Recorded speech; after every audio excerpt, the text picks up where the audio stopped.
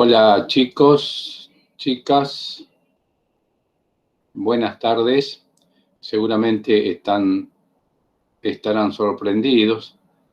Espero que gratamente, porque ustedes suelen reunirse hoy lunes en este horario con Adelma.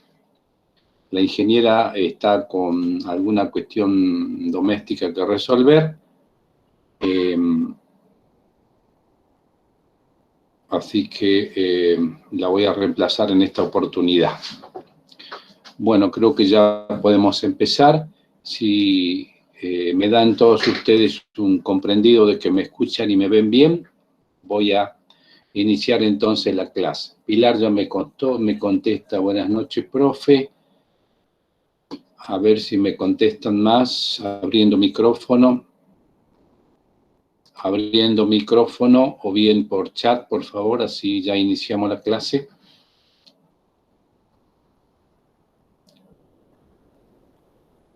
Ramos, Federico Rocha, David Serpa, me dice que está todo ok.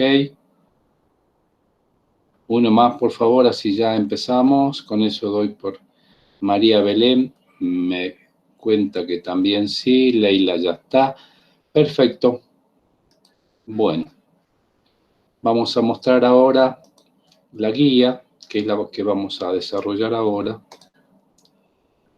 Esta guía, según lo que me comentaba Adelma, habían resuelto hasta el ejercicio 4E, con lo cual nos vamos a centrar en resolver del 5 en adelante.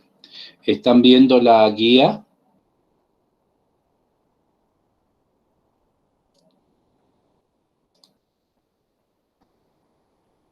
Bien. Bueno, sería bueno que en esta clase, que es distinta a la que normalmente tenemos nosotros, que tiene que ver con la teoría, la hagamos un poco más participativa. Necesito más protagonismo de parte de ustedes en esta parte que es de naturaleza práctica. Así que en la medida en que puedan, por favor, intervengan, pregunten, hagan consultas, planteen sus inquietudes. Tenemos tiempo para resolver los ejercicios y también, por supuesto, para que ustedes planteen dudas, consultas y evacuarlas, ¿sí? Muy bien.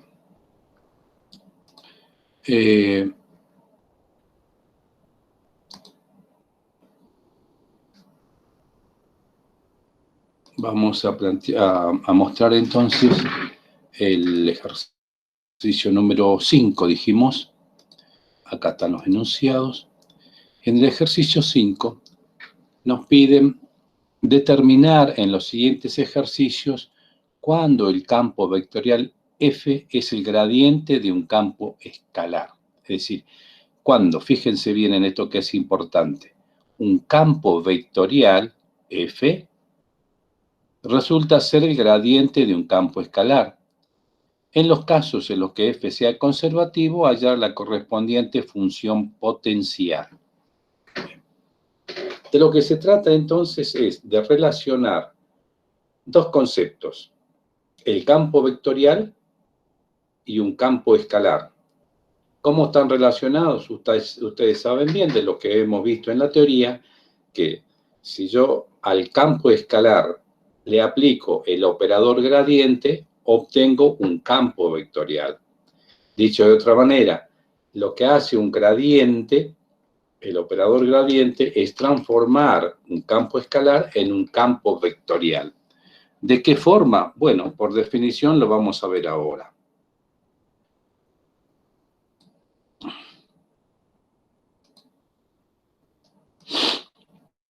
Les voy a mostrar ahora entonces la resolución de este problema. Vamos a empezar por mostrarles, para el caso del 0,5A, una pequeña introducción que va a servir de soporte digamos, introducción de naturaleza conceptual que va a servir de soporte para resolver el ejercicio. ¿Están viendo ahora el 05E en sus pantallas?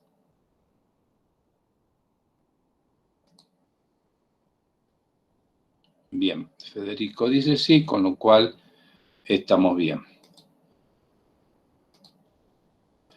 Ahora, fíjense,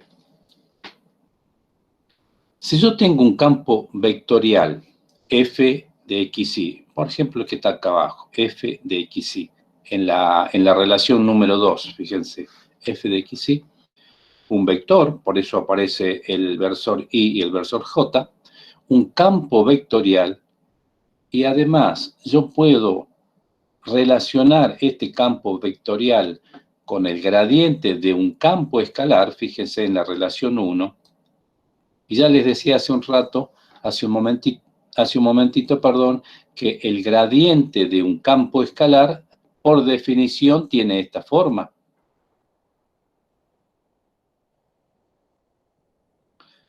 Esta forma que lo que hace es transformar, fíjense, el campo phi escalar en un vector. Le aplicamos el operador gradiente y se transforma en un vector. Fíjense, vamos a dar más, a ver, Ileana Guerrero está llegando algo tarde, pero admitimos a Ileana Guerrero. Volvemos a nuestra pantalla, a nuestra presentación.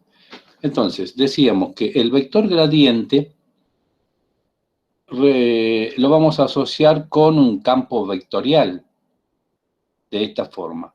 Lo que nos está pidiendo el ejercicio es encontrar para un campo vectorial dado, primero, si es conservativo, y segundo, en el caso que sea conservativo, podemos encontrar ese campo escalar cuyo gradiente es el campo vectorial.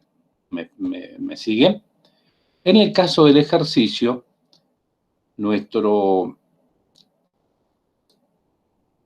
fíjense por favor, el ejercicio nos dice que para el caso 5EA,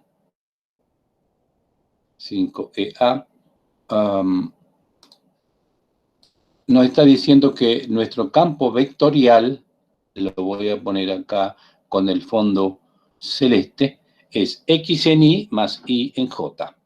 Vamos a tratar entonces de resolver para este ejercicio, primero si es conservativo, y en ese caso, en el supuesto que sea conservativo, encontraremos la función potencial, o sea, el campo escalar phi, cuyo gradiente sea este que nos está dando el apartado A. ¿Está clara la consigna? Cambio, Houston.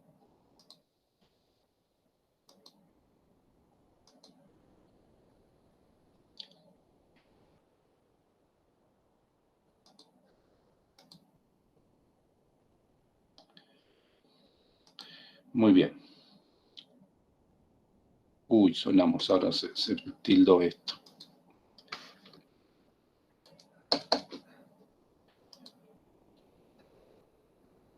Aguarden un poquito, que tengo un problemita de tipo técnico acá, que lo voy a resolver enseguida.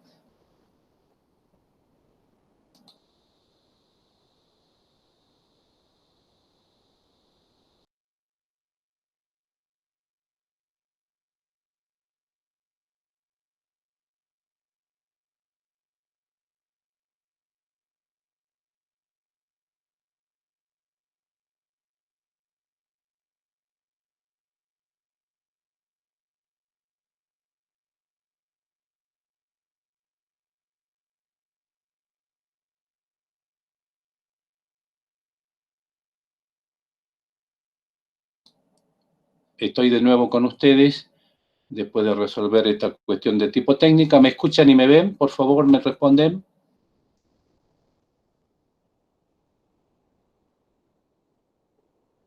Bien. Entonces, vamos a ver nuestro ejercicio. Habíamos dicho que mi campo escalar, mi campo vectorial era x en y más y en j. Entonces, de lo que se trata primero es comprobar si se trata de un campo vectorial conservativo. Para que eso ocurra, fíjense, debe darse que la derivada parcial de P respecto de I es igual a la derivada parcial de Q respecto de X. Las derivadas, fíjense, P es el componente en I, en tanto que Q es el componente en J. Para mi ejercicio, f de xy era x en y más y en j. Entonces, P, acá lo tengo, para mi ejercicio, P de xy es x y Q de xy es y. Entonces, si derivamos P respecto de y, me da 0. Y derivamos Q respecto de X, también me da 0. 0 igual a 0, lo que me está indicando esta igualdad es que el campo vectorial F, X en Y más Y en J es conservativo. ¿Me siguen hasta ahí? ¿Cambio?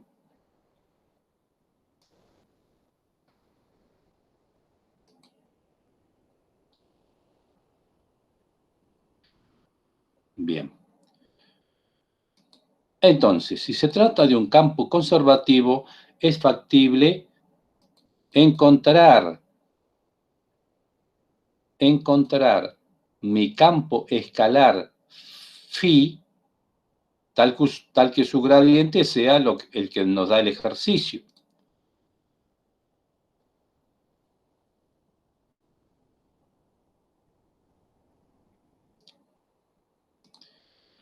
Entonces, fíjense, vamos a ver.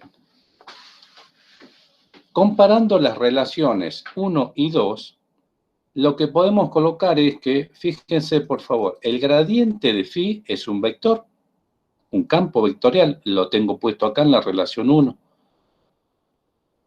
Y mi campo vectorial, el cual quiero encontrar su función potencial, resulta en la relación 2.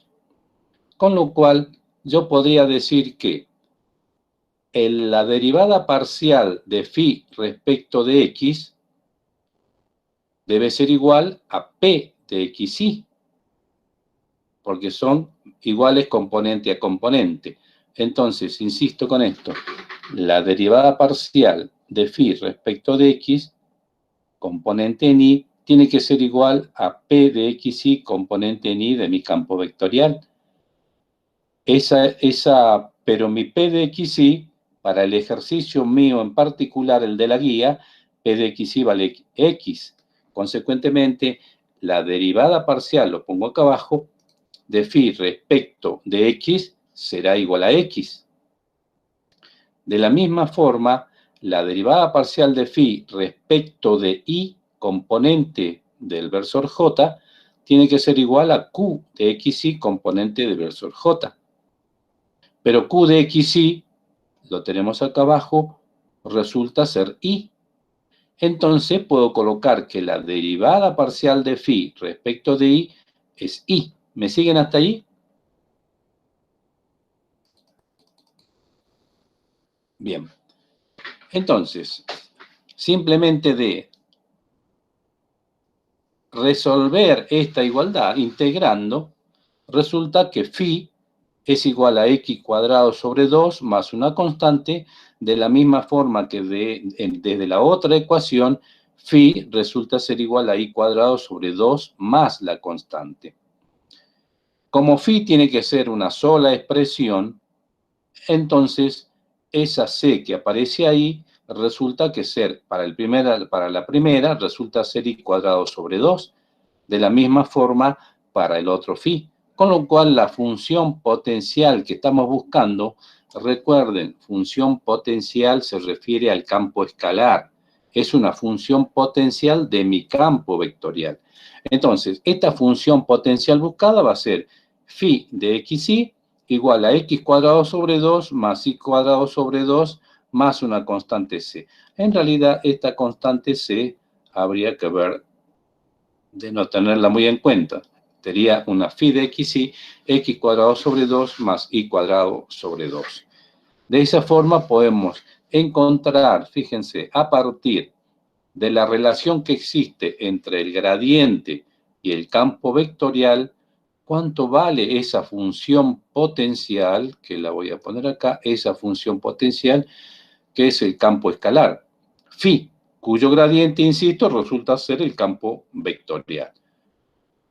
Estos cálculos que están acá, que son sencillos, nos permiten encontrar el phi de xy. Ahora, fíjense, una manera de verificar esto es, si phi es x cuadrado sobre 2 más y cuadrado sobre 2, el gradiente de este phi tiene que ser igual a mi campo vectorial, el del ejercicio, o sea, este que está acá, ¿verdad? Y bueno, fíjense, en el gradiente, acá lo calculamos como derivada parcial de phi respecto de x en y más la derivada parcial de phi respecto de y en j. En este caso, como estamos en el plano xy, no tenemos componente en k, nos quedamos con estas dos primeras nada más, en y en j. Entonces, el gradiente de phi va a ser derivada parcial de phi respecto de x en y más derivada parcial de phi respecto de y en j. Si nosotros tenemos este phi, derivemos parcialmente phi respecto de x, va a ser 2, al derivar esto me va a quedar, al derivar parcial respecto de x, y permanece constante, recuerden. Entonces, la derivada parcial de este phi con respecto a x va a ser x en y. Entonces, lo tenemos acá, fíjense, derivada parcial de phi respecto de x en y. Entonces, resulta que el gradiente phi respecto de x en y es x en y. De la misma forma, si derivamos phi parcialmente respecto de y, para encontrar esta segunda, esta que está acá, phi respecto de y, al derivar respecto de y me va a quedar y en y. Y en j. Entonces me va a quedar acá x en y más y en j. Pero x en y más y en j es justamente el campo vectorial que nos dio el ejercicio. ¿Me han seguido? ¿Cambio o necesitamos alguna explicación adicional?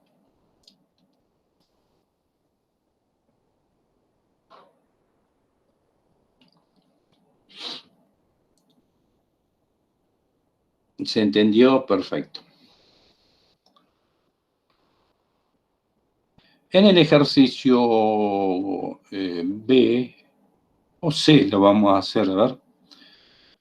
Veamos.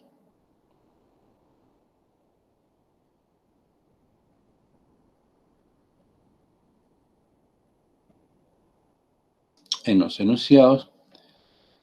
Veamos en el ejercicio B. Primera pregunta, ¿es necesario hacer otro ejercicio o seguimos con el punto siguiente? Pregunto.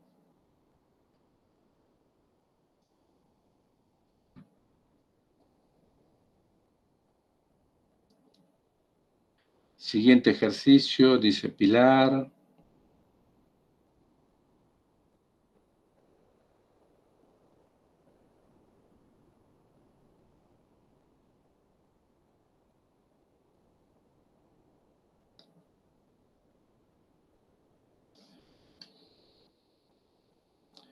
Bueno, vamos a hacer una cosa. Vamos a mostrar rápidamente,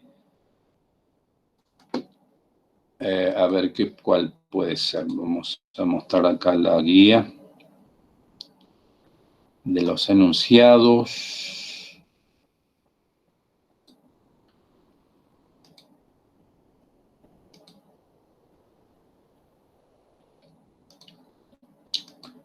A ver, el punto B.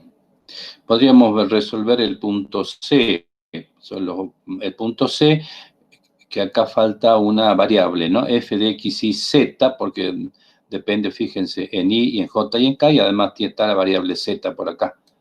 ¿Lo ven? Entonces acá corrijan ese f de x y z. Ese es el campo vectorial. Bueno, vamos a ver rápidamente mostrar cómo es este ejercicio. No lo vamos a resolver, lo vamos a mostrar simplemente y pasamos al otro punto.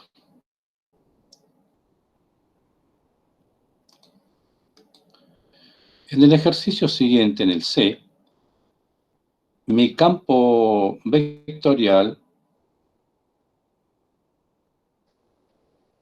tiene esta forma: 10xz cubo más 1 en I, menos 6 cuadrado en J, más 15x cuadrado y cuadrado en K. Bueno, volvemos a hacer si esto lo comparamos con este gradiente, fíjense, la derivada parcial de phi respecto de x tiene que ser igual a 10xz cubo más 1. El componente que está en I. El componente que está en J, derivada parcial de phi respecto de I, parcial de phi respecto de I, será menos 6i cuadrado. Y la componente de phi respecto de z, en este caso estamos en 3 dimensiones, será 15x cuadrado y cuadrado. Es lo que tengo formado acá abajo. Phi respecto de x igual a 10xz cubo más 1, phi respecto de y es menos 6y cuadrado, phi respecto de z, 15x cuadrado, z cuadrado. Muy bien. Resolviendo esto, integrando, podemos concluir que phi es 5x cuadrado z cubo más x de la primera. De la segunda, phi resulta ser menos 2y cubo. Y de la tercera, phi resulta ser 5x cuadrado z cuadrado. Acá es 15 en z, 3 por 5. Acá no es cuadrado, sino cubo, atención. Entonces, phi resulta ser igual a 5x cuadrado z cubo. Fíjense, acá tenemos que phi de xy, z, también acá falta una variable, será 5x cuadrado z cubo más x. Pero esta constante le está faltando esta expresión, menos 2y cubo más c. Acá esta, en la tercera, 5x cuadrado z cubo, ya lo tenemos acá, no hace falta ponerlo, con lo cual resulta que mi campo escalar, o sea, mi función potencial, resulta ser 5x cuadrado z cubo más x menos 2y cubo. La particularidad de este campo, esta función potencial, es que su gradiente, calculado en función de esta relación, la 1, su gradiente es el campo vectorial que nos dieron. Y si no, fíjense, si yo calculo el gradiente ahora de phi, del campo escalar, va a ser la derivada parcial de phi respecto de x en y, la primera componente. Si derivamos esto respecto de x, me va a dar 10xz cubo más 1. Y que en y, 10xz cubo más 1 en y. La componente que sigue en j va a ser la derivada parcial de phi respecto de y ahora. Esto es constante, esto me va a dar respecto de x es constante, menos 6 veces y cuadrado. Menos 6 veces y cuadrado en j. Y finalmente, la derivada parcial de phi respecto de z será 3 por 5, 15 veces x cuadrado z cuadrado en k. Y lo tenemos acá. 15 veces x cuadrado y cuadrado en k. Allí acabamos con esto, comprobamos que el gradiente de este campo escalar resulta ser el campo vectorial que nos dieron. ¿Me han seguido? Cambio.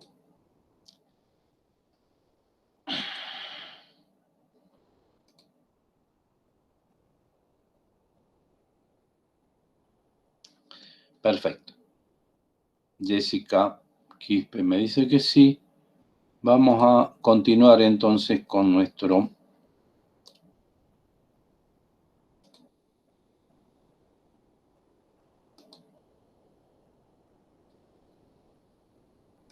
los enunciados y vamos al ejercicio número 6.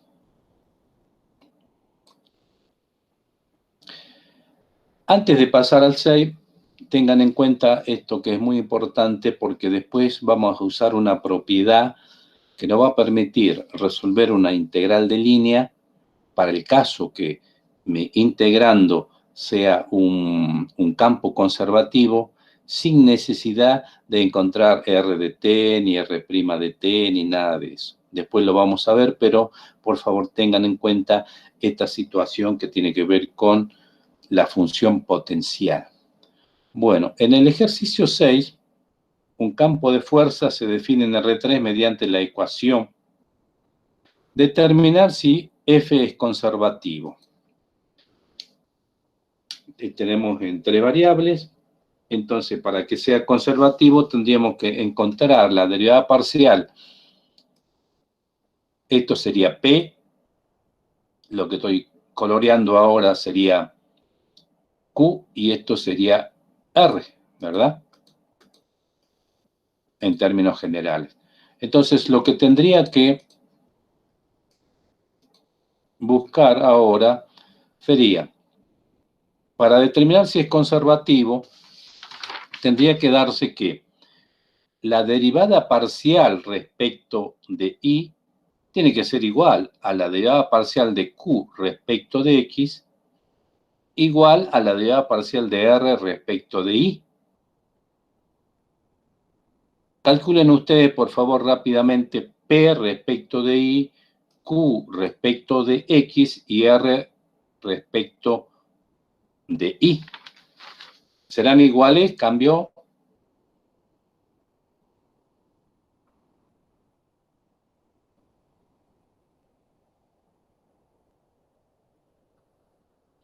Hagan un calculito en sus hojitas, por favor.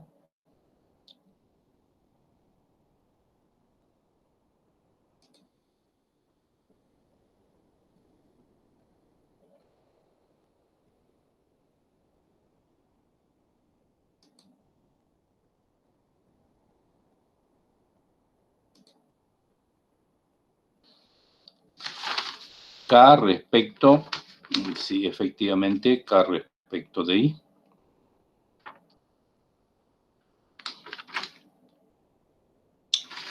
Más que K, perdón, es R, ¿no? Porque siempre tomamos que un campo escalar será un campo vectorial P de XY en Y más Q de XY en J, de X y Z en J más R de X y Z. Entonces, R respecto de Y. Acá tenemos respuestas. Eso responde a Ramos. Si se me ha tomado Ramos, en vez de K respecto de Y, es R respecto a Y. Son distintas, sí, dice perfecto. Bueno, al ser distintas, no presentar una igualdad, ¿podemos decir que este campo es conservativo?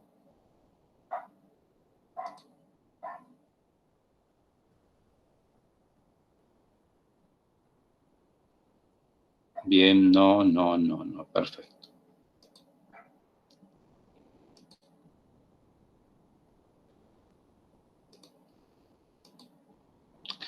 Entonces, la primera respuesta para el A no es conservativo. Después me piden calcular para el apartado B, calcular el trabajo realizado al mover una partícula a lo largo de esta curva, ¿sí? Coseno de teño.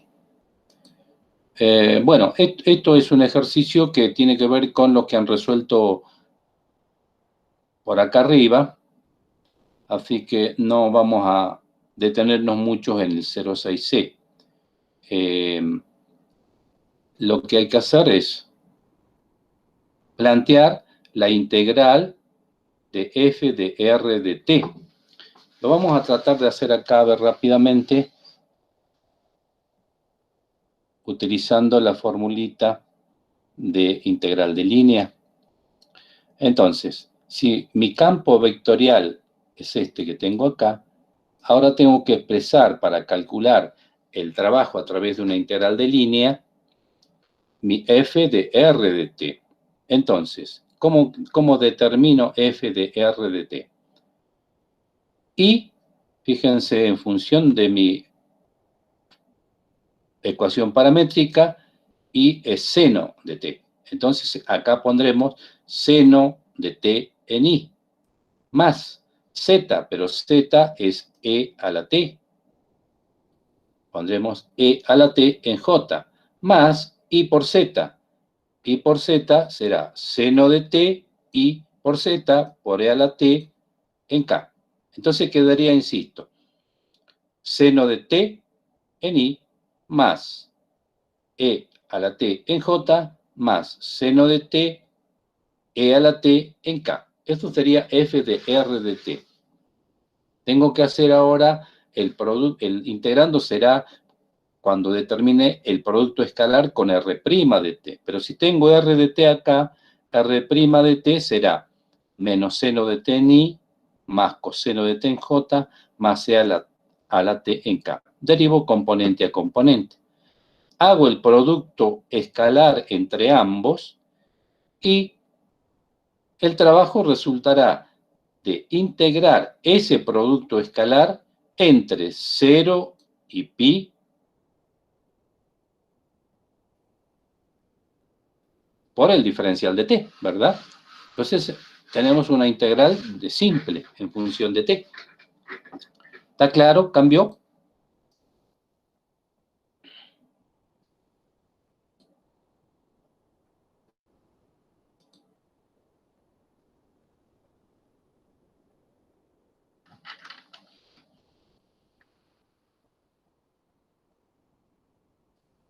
¿Alguna pregunta respecto del apartado B del ejercicio 6, el cálculo del trabajo?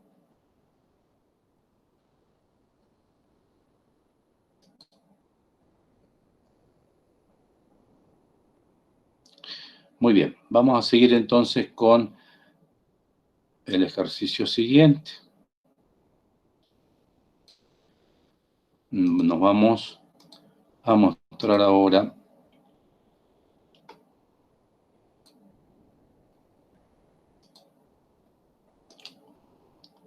nuevamente nuestros enunciados.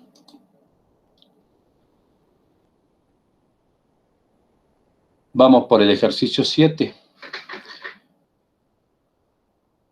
Qué interesante que está este ejercicio. ¿Están viendo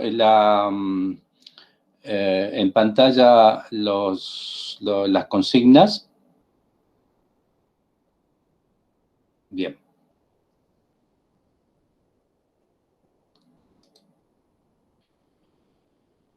Bueno, vamos a leer este ejercicio y lo vamos a repensar. Me dice, calcule el trabajo realizado por el campo de fuerzas al desplazar una partícula desde el origen de coordenadas hasta el punto 208, siguiendo cualquier trayectoria que una dichos puntos. Una manera muy rápida de resolver, no tan rápida, digamos, la manera clásica de responder, de calcular este ejercicio, el trabajo que nos está pidiendo, es determinar una ecuación paramétrica de la curva que va desde el origen hasta el punto 208. Tendríamos r de t. Luego, calcular f de r de t. Como en el ejercicio anterior, hacer el producto escalar de esta f de r de t, producto escalar r', producto escalar r' de t, integral curvilínea desde el t inicial hasta el t final y ya tenemos el trabajo, ¿verdad? Pero quiero recordarles un teorema que nos va a permitir calcular este trabajo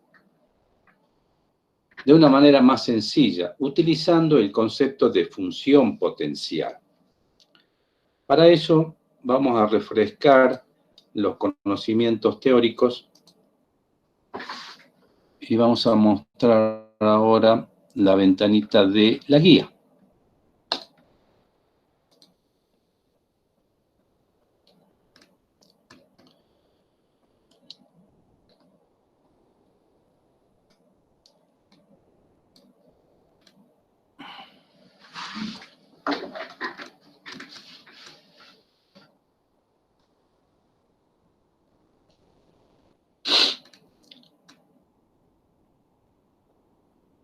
Fíjense.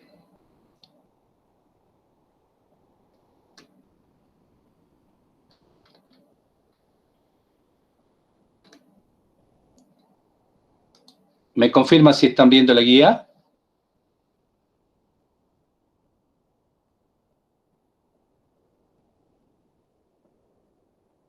Bien, perfecto.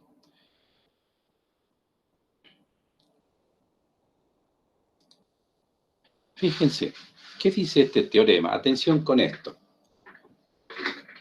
Si yo tengo un campo escalar diferenciable con gradiente continuo, fíjense, aparece el operador gradiente de un campo escalar en un conjunto conectado abierto.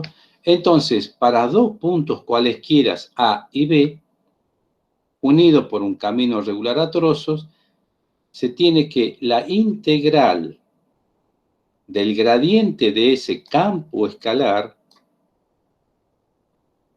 recuerden que el campo, si yo le aplico el operador gradiente a un campo escalar, en este caso, como está anotado, phi, lo que obtengo es un campo vectorial. Producto escalar diferencial de R, esta expresión a la izquierda del signo igual me está dando el trabajo que hace este producto, el trabajo que hace este campo vectorial que está sombreado o con fondo celeste. Este teorema, ¿qué me dice? Que este trabajo o esta integral de línea va a ser igual a el gradiente calculado en el punto B menos el gradiente calculado en el punto A. Fíjense qué importante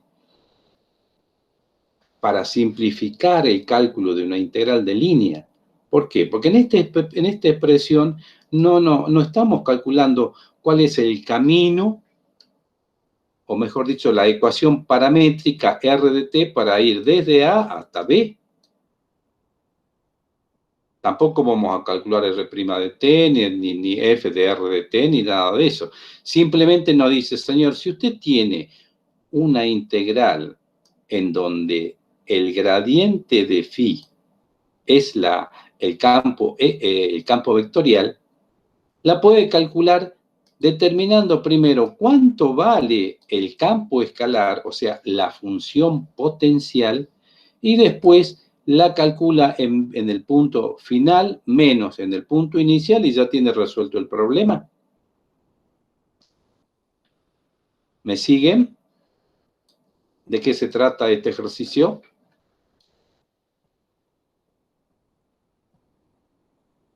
Pilar me dice sí. El resto de las personas, Leila me dice sí, Jessica sí, perfecto. Bueno, vamos entonces a nuestro ejercicio.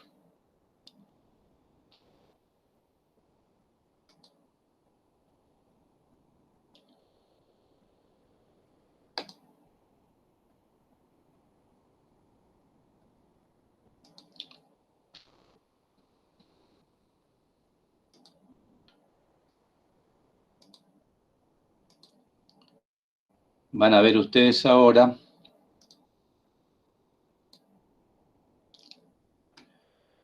que lo tenemos acá en el ejercicio 07. Esto que está acá, la integral de línea del gradiente de phi entre A y B a lo largo de RT, viene dado por esta integral. Fíjense qué casualidad. La integral de línea que está a la izquierda del signo igual me está determinando el trabajo, mira, que hace un campo vectorial que es phi, o el gradiente de phi, para llevar una partícula desde el punto A hasta el punto B. Entonces, mi campo vectorial, el de la consigna, vale 2x en I más x cuadrado más z en j, acá es j, ¿no? Perdón, más i en k. Este I flecha es j. Es el campo vectorial que me dio el ejercicio.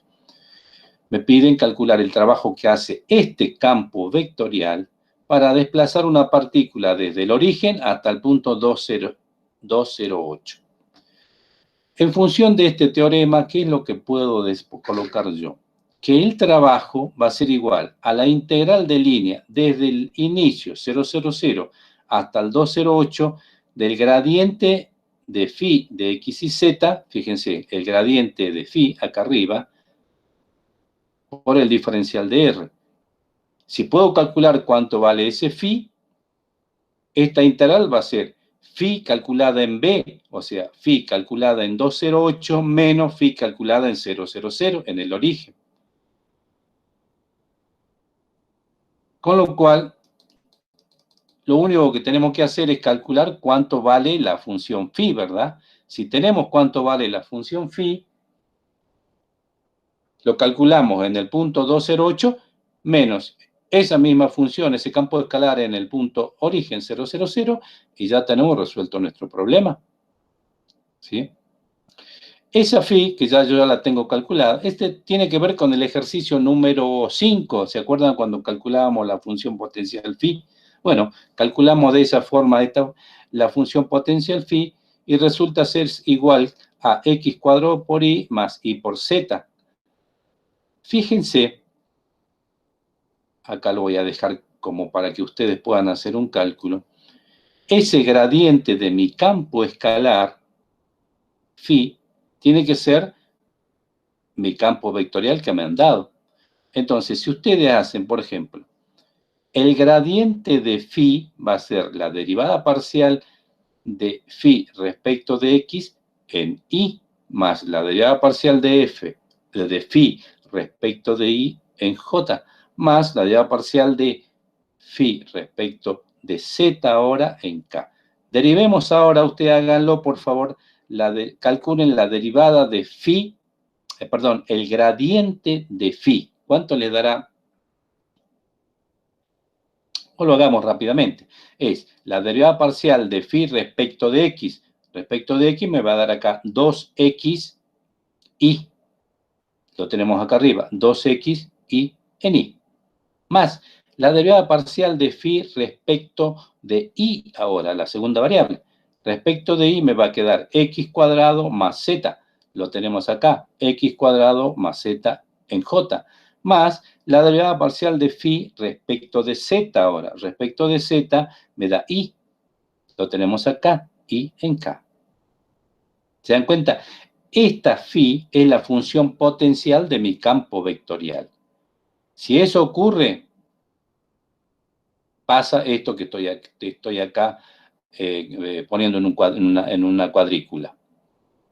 Entonces, si podemos calcular cuánto vale phi, que lo hicimos acá, vale x cuadrado en y más y z, calculamos esta phi en el 208 menos esta phi en el 000. ¿Me han seguido?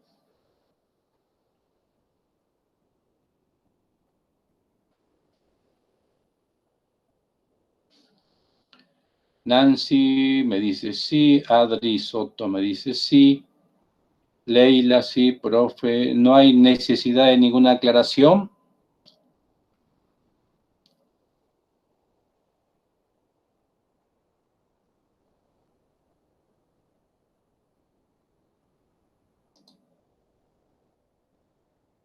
Bien.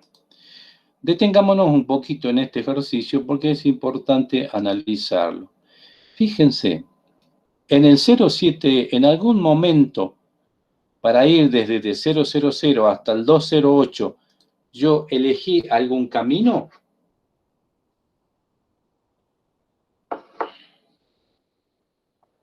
Pregunto. Pilar me dice no, Adri Soto no, perfecto. Esto significa nada más ni nada menos que yo puedo ir desde el 00 hasta el 208 por cualquier camino.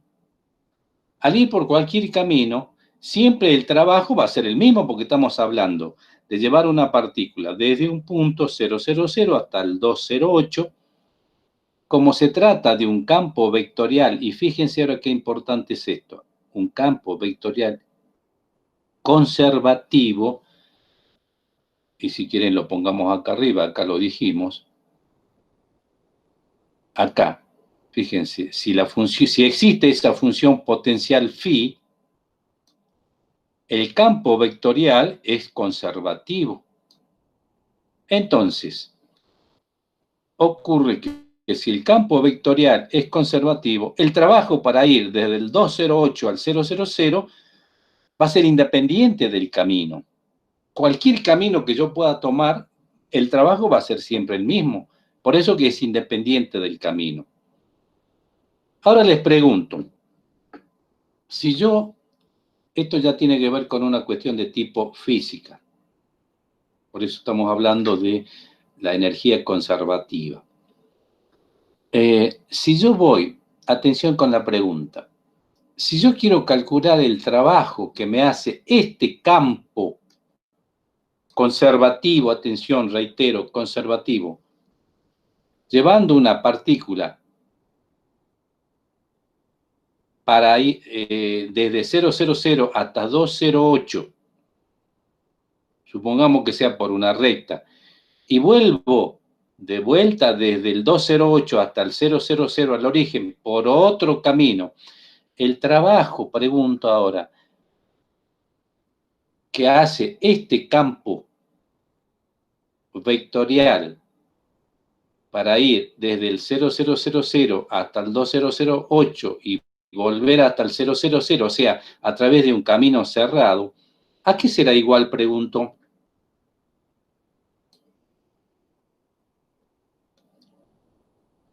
Leila me dice 0. ¿Alguien más quiere arriesgar una respuesta? Ramos, trabajo igual a 0, Pilar 0. Efectivamente, efectivamente. Dijimos recién que el trabajo para llevar desde el punto 000 hasta el 208 a través de cualquier curva, vale, supongamos que cuando hagan el cálculo de esto ustedes, que vale 20 el trabajo. Para volver por otro camino desde el 20008 al 000 al origen y completando el camino cerrado, el trabajo va a ser también 20, pero como es en sentido opuesto será menos 20. Entonces, cuando yo sumo los trabajos va a ser 20 para ir desde el origen al 208 y desde el 208 volver al origen menos 20. Consecuentemente, el trabajo va a ser 0, que tiene que ver justamente con este concepto de que la energía se conserva, ¿verdad? Por eso estamos hablando de fuerzas conservativas. ¿Ha quedado en claro este tema?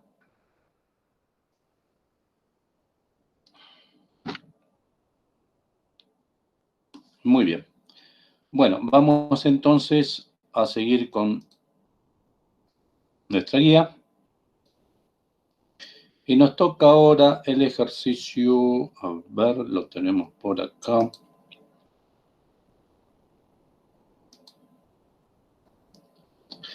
¿Alguna pregunta hasta ahora? ¿Algún comentario, alguna inquietud?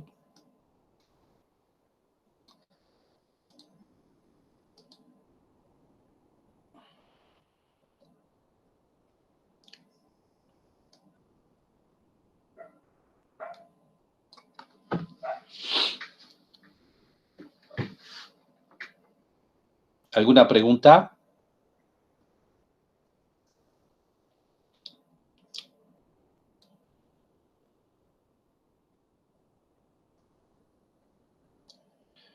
Jessica me dice, por ahora no. Continuamos entonces, pregunto.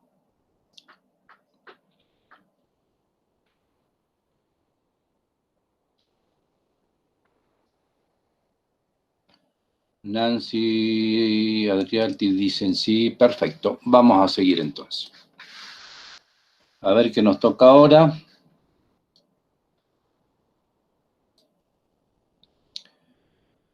En el ejercicio 8, consideremos un alambre semicircular de radio A demostrar. Ah, perfecto. Esto es una aplicación de las integrales de línea. Pero lo vamos a dejar para el final, este ejercicio 08, porque la idea es presentar este ejercicio utilizando otra metodología, otra forma de presentar o de compartir con ustedes la resolución de un ejercicio. Con lo cual, después vamos a ver, al final, insisto, vamos a ver con cuál de todas están más conformes, a ustedes cuál de todas les cae mejor, ¿verdad? Bueno, entonces, propongo que el 08E lo dejemos para el final de la clase y vamos a seguir con el 09. Verificar el teorema de Green. El teorema de Green es otra herramienta que nos permite resolver más rápidamente una integral de línea, transformándola en una integral doble. En este caso nos dicen integrar a lo largo de un camino cerrado. Este es mi campo vectorial. Este campo vectorial también se lo puede leer como x cuadrado menos xy cubo en y más y cuadrado menos 2xy en j. Estamos en el plano, donde c es el cuadrado de vértices. Perfecto. Me pide verificar el teorema de Green. Verificar el teorema de Green, lo primero que tenemos que hacer es plantearlo, ¿verdad? ¿Qué es lo que nos dice el teorema de Green? Y lo tengo por acá abajo, a ver. Acá está. El teorema de Green lo que nos dice entonces que la integral a lo largo y curvilínea a lo largo de una curva C cerrada de un campo vectorial es igual a una integral doble en donde el integrando C obtiene de derivar parcialmente Q menos P parcialmente I e integrar. ¿Sí? Para el caso de nuestro ejercicio, cuando nos dice verificar, nos está diciendo, señor, lo que tiene que hacer usted es encontrar o verificar que es igual. O sea, primero, calcular la integral de línea, luego calcular la integral doble y verificar si el resultado da igual. De eso se trata, la verificación de un teorema, ¿verdad? Bueno, vamos en este cuadrito, primero a calcular esta integral doble. Si f de xy, el campo que me dieron, vale x cuadrado menos xy cubo en y más y cuadrado menos 2xy en j, P de xy, simplemente de la comparación, resulta ser x cuadrado menos xy cubo. Y Q, lo que acompaña, o el coeficiente que acompaña el versor j, va a ser y cuadrado menos 2xy. Y cuadrado menos 2xy. Lo que tenemos que hacer ahora es derivar parcialmente respecto de x a q, que es lo que hice acá. Fíjense, si q vale y cuadrado menos 2xy, la derivada parcial de q respecto de x, que es el minuendo, respecto de x va a ser menos 2y. Lo pongo acá, menos 2y. Menos la derivada parcial de p respecto de y. P tiene esta expresión. Respecto de y me va a quedar menos 3xy cuadrado. Con este menos se me hace más, por eso pongo más 3xy cuadrado por dx de y. Como esta integral está sobre R, la región R, ¿cuál es la región R? La que está encerrando la curva. Mi ejercicio me dice el cuadrado de vértices 0, 0, 0, 2, 0, 2, 2 y 0, 2. Acá lo hice. Entonces, integro respecto de y primero, fíjense lo que hace mi mano. Hace esto, se va desde menos y hasta y. Lo primero que encuentro es x igual a 0, perdón, y igual a 0 hasta y igual a 2. Entonces, en y será desde 0 hasta 2. Después integro respecto de x, mi mano, mi flecha va de menos x hasta x, y lo primero que encuentro es x0 hasta x igual a 2. x0 hasta x igual a 2. Resolver esta integral es sencillo y su valor es 8. ¿Sí? Entonces ya tenemos cuánto vale esta primera expresión, la de la derecha.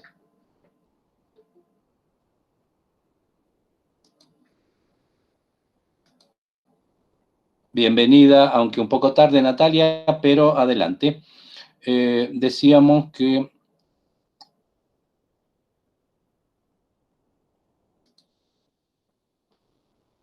habíamos resuelto ya la parte derecha del signo igual. Lo que hay que hacer ahora es calcular cuánto vale esta integral curvilínea como utilizando el método tradicional, o sea, calcular. A ver, ¿quién entra ahora?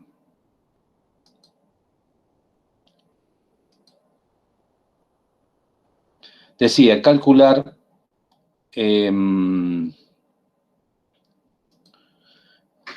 esta integral de línea a lo largo de la curva C. ¿Y cuál es la curva C?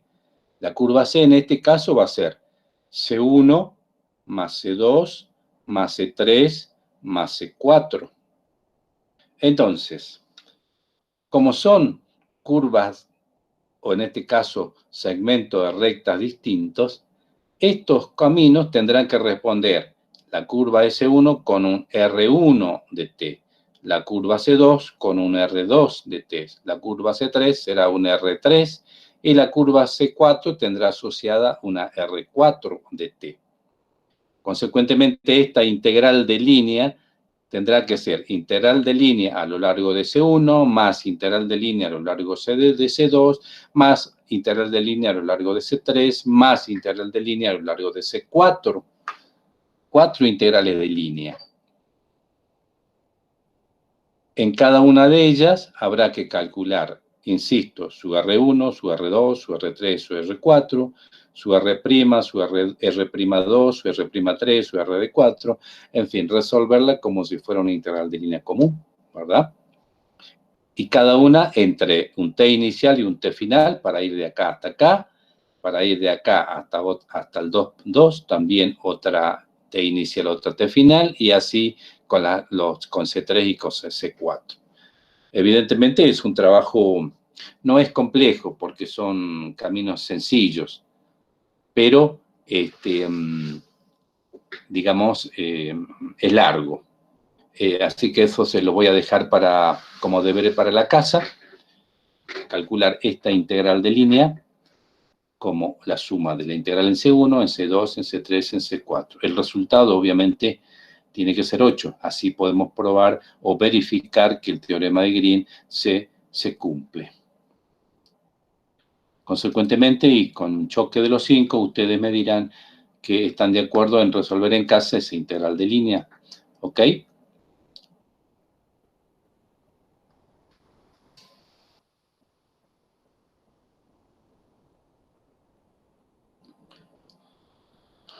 ¿Estamos de acuerdo?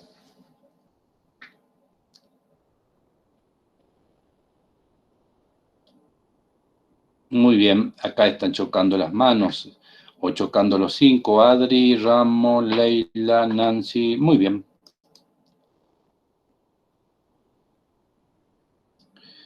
Insisto entonces, en esta consigna, el 09, nos pedían verificar el teorema de Green. Acá lo tenemos, el teorema de Green. Lo que hace este teorema es transformar una integral de línea a través de un camino cerrado en una integral doble. Verificar significa, si calculamos como integral doble, tenemos que tener un resultado. Lo hicimos acá, me da 8. Ustedes acaban de comprometerse a terminar este ejercicio calculando esta integral de línea a lo largo de C1, C2, C3, C4. ¿Sí? Muy bien. ¿Alguna pregunta hasta ahora?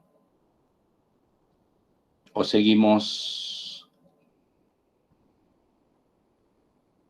¿Alguna inquietud? ¿Alguna duda, consulta? ¿Seguimos?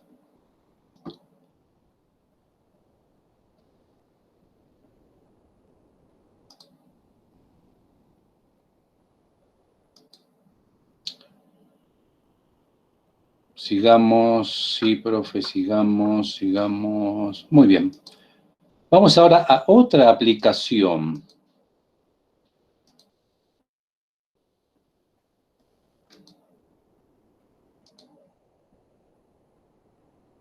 Me dice calcular el área de una elipse utilizando una integral de línea. Miren qué interesante que está esto. ¿Alguien se acuerda cómo se calcula el área de una elipse que tiene semiejes A y B? O sea, la elipse corta el eje X en A y menos A y al eje Y en B y menos B. ¿Alguien se acuerda cómo calculo el área de esa elipse?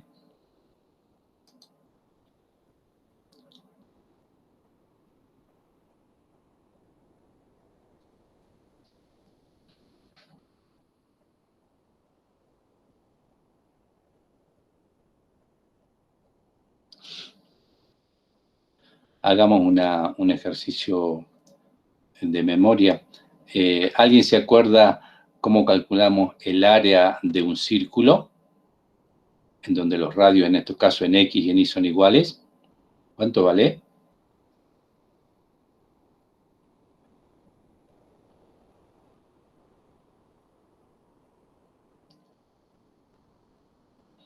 ¿Alguien me puede contestar? El área de un círculo.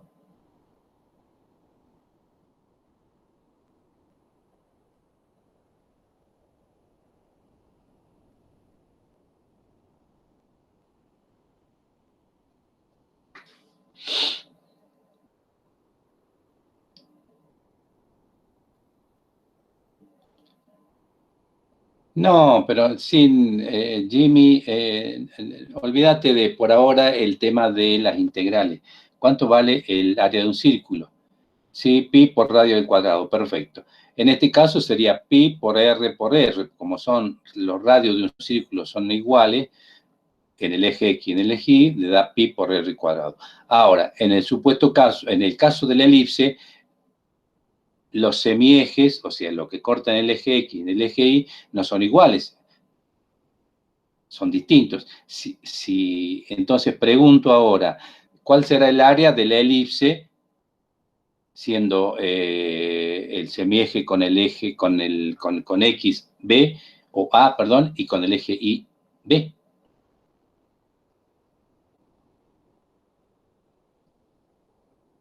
Pi por A por B, bien, Pilar, listo, exacto. De eso se trata, bien.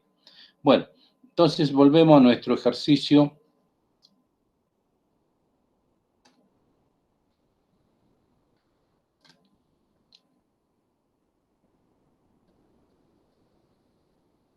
Que está acá.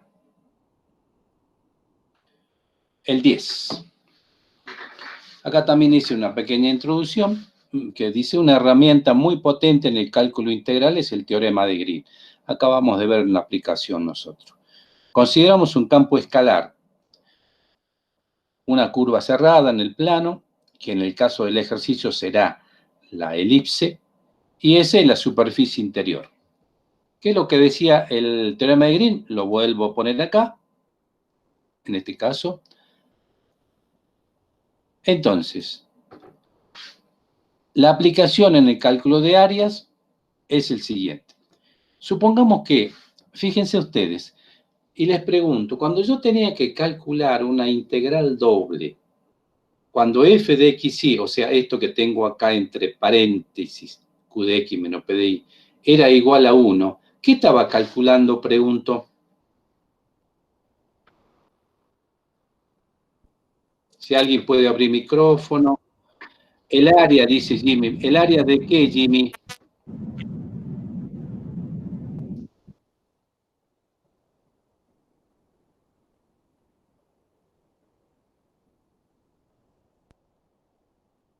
Acá no están viendo el Word, me dicen, a ver si ya lo ven ahora.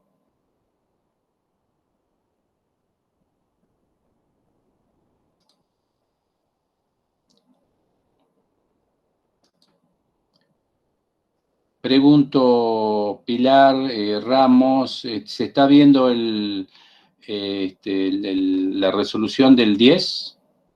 Se ve las consignas. Bien, aguárdenme en un cachito.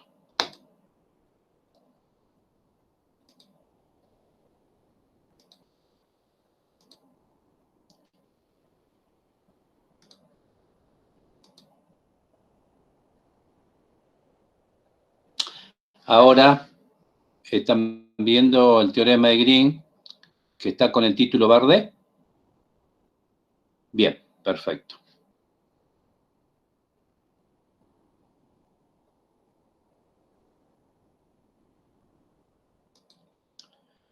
Bueno, les preguntaba, si yo tengo una integral doble, vamos a esta expresión o a esta primera relación que tengo acá. Si tengo una integral doble calculada sobre R y considero que esta diferencia Q sub X menos P sub Y es igual a 1 por dx de Y, ¿qué estaba calculando? O sea, una integral doble sobre R de diferencial de X diferencial de Y. ¿Qué me permitía calcular eso?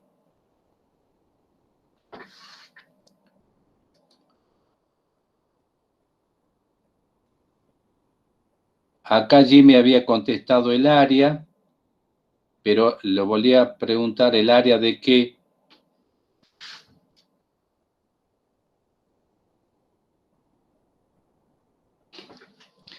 De la región determinada por la función. En el caso del ejercicio, el área de qué.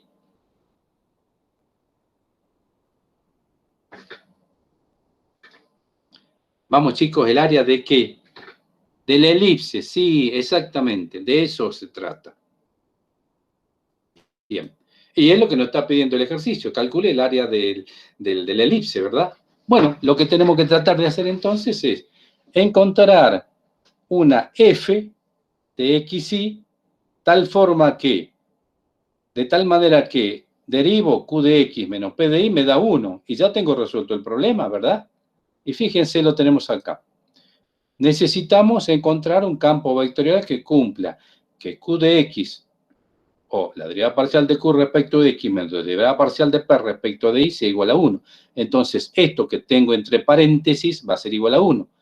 La integral doble de dx de y me va a resultar el área de R. R es la elipse. ¿Sí? Una alternativa que podemos poner que f de x y igual a 0 en y más x en j. Fíjense, p en este campo vectorial vale 0 y q vale x. Consecuentemente, la derivada parcial de q respecto de x es 1, menos la derivada parcial de p, que es 0, respecto de y, me va a dar 0. Voy a tener que esta diferencia vale 1. Entonces puedo tomar ese campo vectorial. Entonces ya para calcular esta f que tengo acá de mi integral de línea vale 0 en y más x en j. Hay otros valores que me pueden determinar también esto 1. ¿Sí? Entonces, y la curva va a ser la elipse parametrizada. La elipse, vale, en el ejercicio se lo da, es a coseno de t en y más b seno t en j, con t variando entre 0 y 2pi. Hace, digamos, el parámetro t es el ángulo que va desde el eje x hasta el eje y, sigue hasta pi a menos x, y sigue hasta que da la vuelta completa, por eso es de 0 a 2pi. Entonces, ya puedo calcular esta integral de línea. ¿Por qué?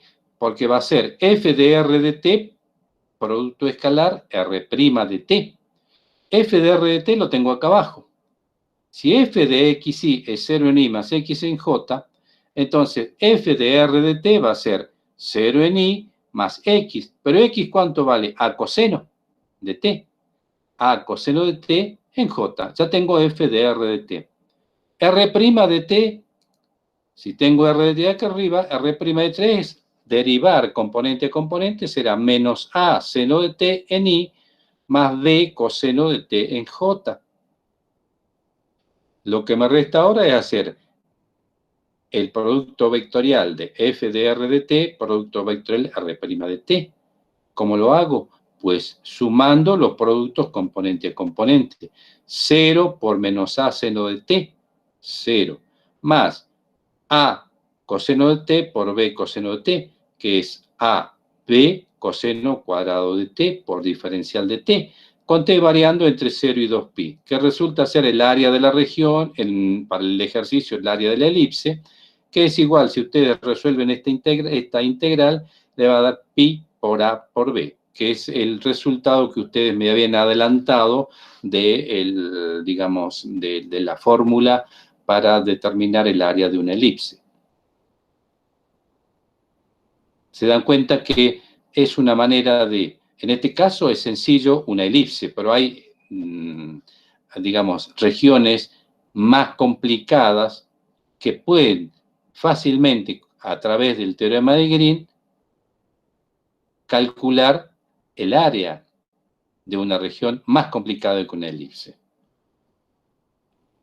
Simplemente utilizando este artilugio que me permitió colocar que q de x menos p de y sea igual a 1, con lo cual me queda una integral doble de dx de y, y eso es área de la región.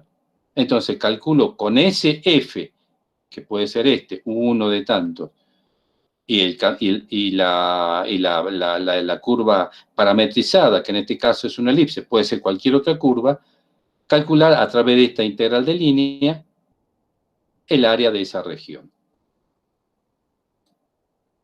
¿Preguntas? Así vamos rápidamente al último tema. Para la cardioide, exactamente, respuesta para Pilar, para la cardioide se procede de manera similar. Como la cardioide va a estar en el plano XY, fíjense que tenemos que buscar una F, un campo vectorial, que puede ser este que ustedes están viendo acá, ¿verdad? Que puede ser ese. Ese le va a permitir determinar que esta diferencia Q sub X menos P sub Y sea 1. Nada más que para el caso de la cardioide, la curva R de T es otra. ¿Está claro? Pilar y compañeros, ¿está claro para el caso de la cardioide?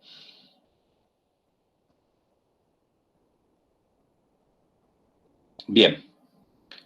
Bueno, vamos ahora entonces ya a ver el ejercicio que quedó pendiente. Déjenme salir de acá.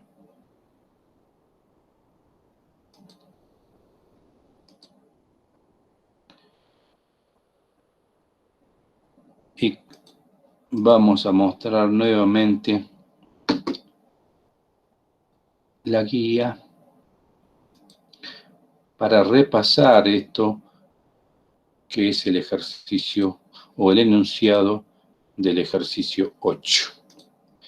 Me dice, consideremos, vamos a resolver el apartado A, demostrar, me dice, que el centroide de un alambre circular está situado en el eje de simetría a una distancia 2a por pi del centro. El centroide está situado en el eje de simetría a una distancia 2a pi del centro. Tengan en cuenta bien esto. Centroide. El alambre ese es un semicírculo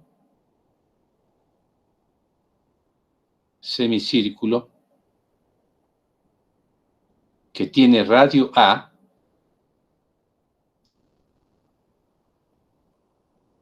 y el eje de simetría es el eje Y, ¿verdad? Muy bien. Tenemos que demostrar que el centroide está sobre el eje y además a una distancia del centro de 2a pi, donde a es el radio. De eso se trata. ¿Está comprendida la consigna?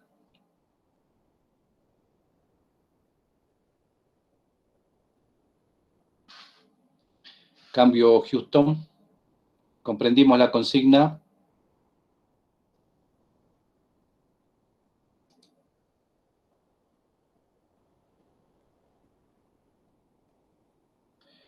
Muy bien.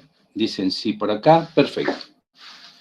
Bueno, lo que vamos a hacer ahora es he preparado una serie de gráficas o de, llamémosle, imágenes, y que vamos a ir mostrando ahora para resolver de qué se trata.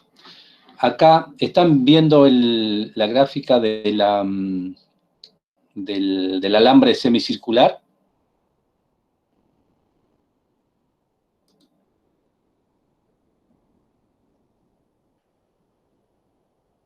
Bien, están todos viendo.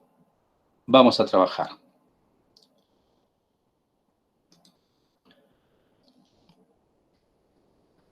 De lo que se trata es encontrar para este alambre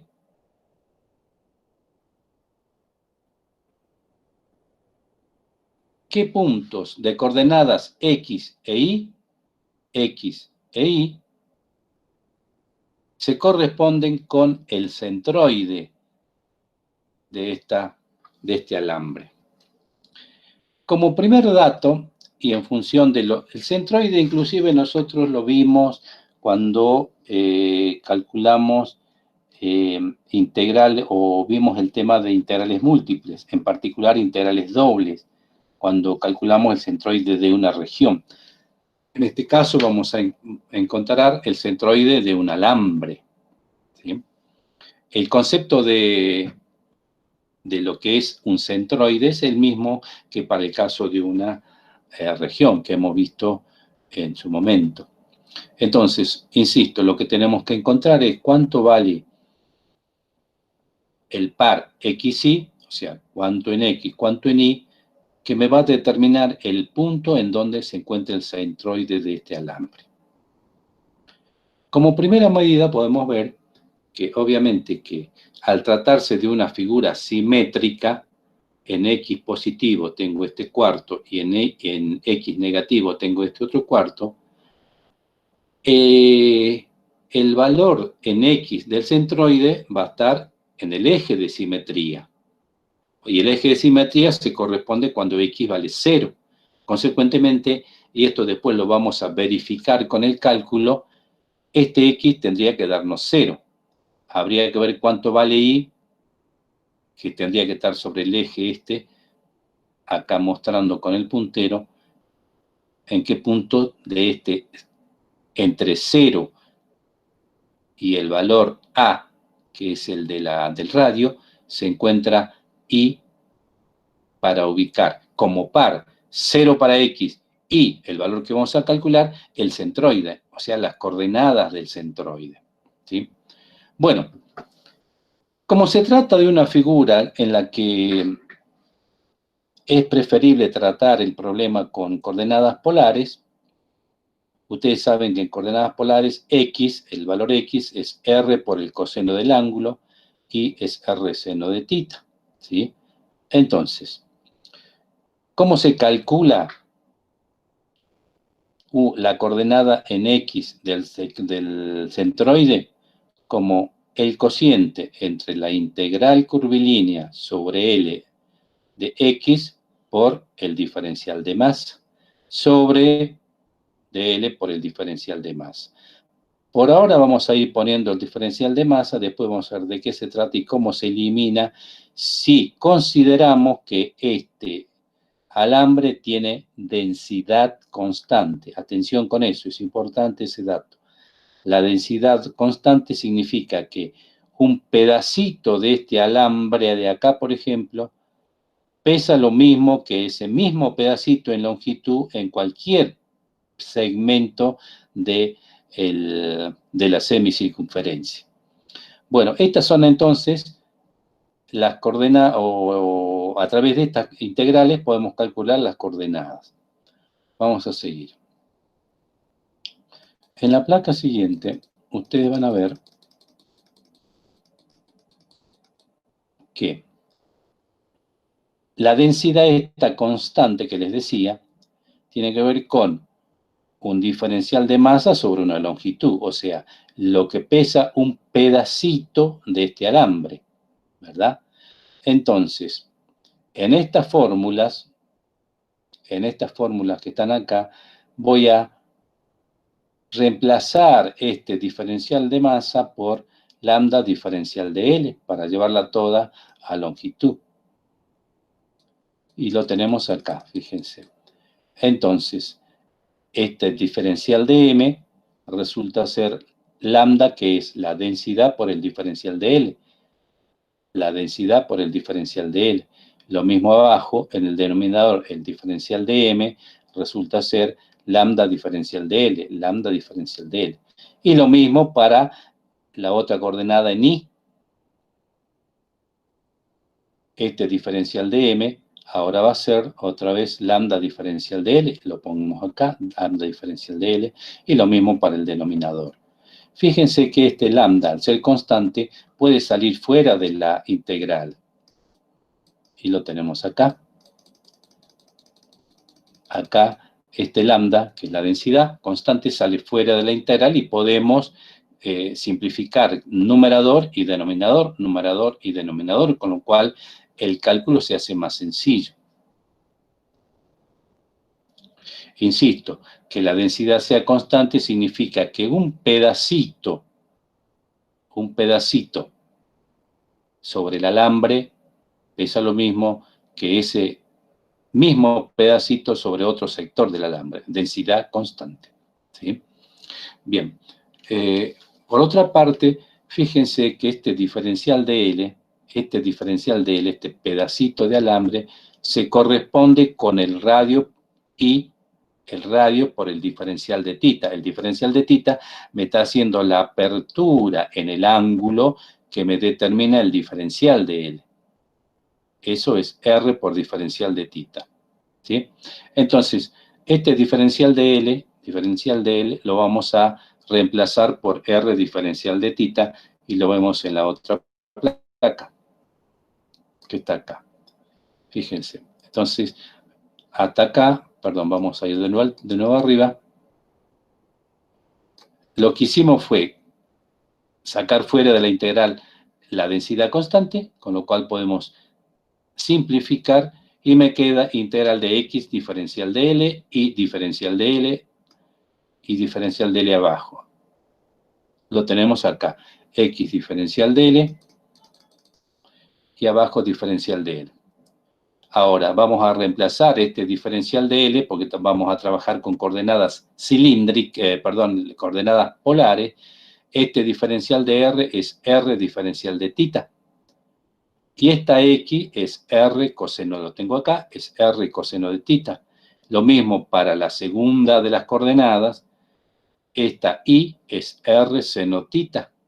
Y este diferencial de L será R de tita. Y lo mismo abajo, diferencial de R, R de tita.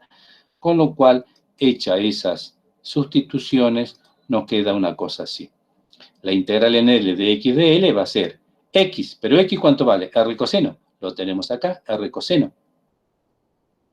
Diferencial de L, ¿cuánto vale diferencial de L? R de tita. Lo tenemos, R de tita. En el denominador, el diferencial de L es R de tita, R de tita. Y lo mismo para I. Fíjense ahora que, como estamos hablando de R, el radio que para nosotros, para el ejercicio nuestro, vale A, lo podemos sacar fuera de la integral. Arriba, en el numerador y también en el denominador, con lo cual vamos a poder hacer una simplificación, ¿verdad? Que está puesta en la placa que sigue. Fíjense, perdón, volvemos de nuevo arriba para ver bien esto. Fíjense, si yo saco acá R por R, R cuadrado sobre esta R me va a quedar una R en el numerador, lo mismo para I. Es lo que se ve en esta placa que está acá. R en el numerador, coseno de tita, diferencial de tita, y en el denominador, diferencial de tita. Lo único que tenemos que hacer ahora es simplemente integral en tita, que va desde 0 hasta pi. ¿Por qué? Porque estamos tomando simplemente la semicircunferencia, desde 0 hasta pi, que es lo que tenemos acá. Fíjense, la integral desde 0 hasta pi del coseno phi de tita, y lo mismo abajo, 0 hasta pi ahora del seno. Bueno, este cálculo es muy simple, lo tenemos acá abajo. La integral, fíjense cómo quedaba, perdón, arriba. Para el caso de x, o sea, una de las coordenadas del centroide, es r por la integral de 0 de pi coseno de tita diferencial de tita, que lo tengo acá. R, 0 hasta pi, coseno tita diferencial de tita. La integral del coseno es seno, entre 0 y pi. Va a ser seno de pi menos seno de 0, le da 0. Entonces ya tenemos el primer valor de x, que es 0. El primer valor del par de coordenadas, ¿verdad? En el caso de y, va a ser la integral del seno ahora. La integral del seno es menos coseno entre 0 y pi, y esto me da igual a 2r sobre pi. Esta integral me queda, fíjese, coseno de 0 es 1, menos coseno de pi es menos 1 me da 2r sobre pi, 2r sobre pi. Para el caso de nuestro ejercicio, r vale a, será 2a sobre pi. Consecuentemente, el centroide de este alambre semicircular, que está acá, de este alambre semicircular, está ubicado en un punto que tiene coordenadas 0 en x y 2a sobre pi en y. Volvemos a nuestra gráfica, será 0 en x y 2a, será por acá, sobre pi en y. Está ubicado sobre el eje y, como habíamos dicho al principio, porque al ser la densidad constante y además una figura simétrica, sabíamos que en el eje de simetría debía estar el eje, el par, digamos, en X del centroide. En definitiva, una integral de línea. En este caso es relativamente simple el cálculo porque se trata de un alambre semicircular que es simétrico.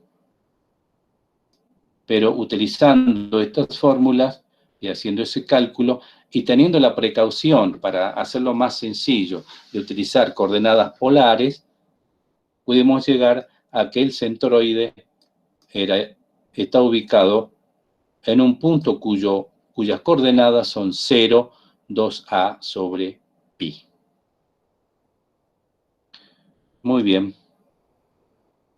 Pregunto ahora, ¿se ha comprendido el ejercicio?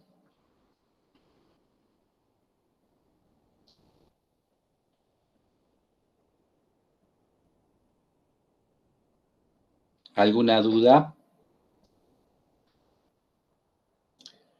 Pilar me dice sí. Más respuestas, por favor.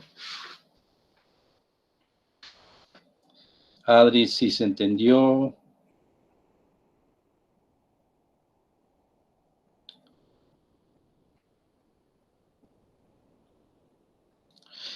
Si se han quedado en algún punto, me avisan. No tengo problemas en repetir y explicarlo inclusive de otra manera, pero me tienen que avisar. María Belén se entendió, Ileana Guerrero se entendió. Perfecto. Muy bien, chicos, antes de terminar, quisiera preguntarles algo. Hasta todos los ejercicios anteriores, menos el 8, lo hemos presentado de una manera, a través del Word y con las formulitas. En el ejercicio 8 en particular lo presenté a través de unas placas. Me gustaría que opinen ustedes respecto de cuál ha sido más productivo, más interesante, más llamativo para ustedes. A ver, espero respuestas.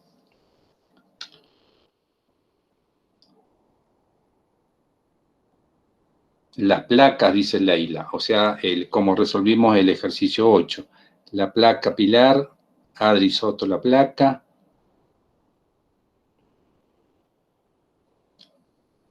Jime, sí, así se comprendió mejor.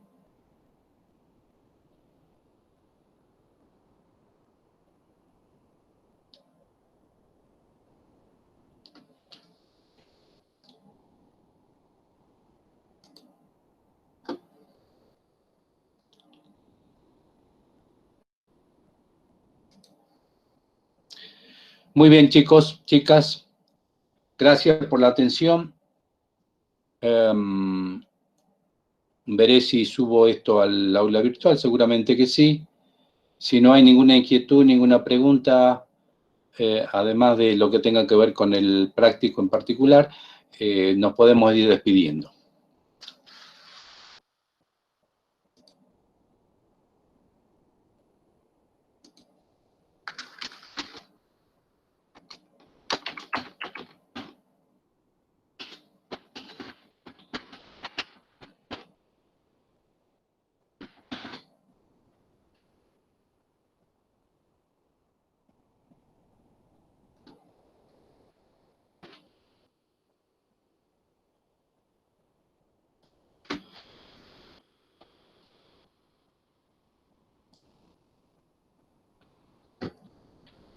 Ok, gracias a ustedes. Adiós, adiós, adiós, adiós.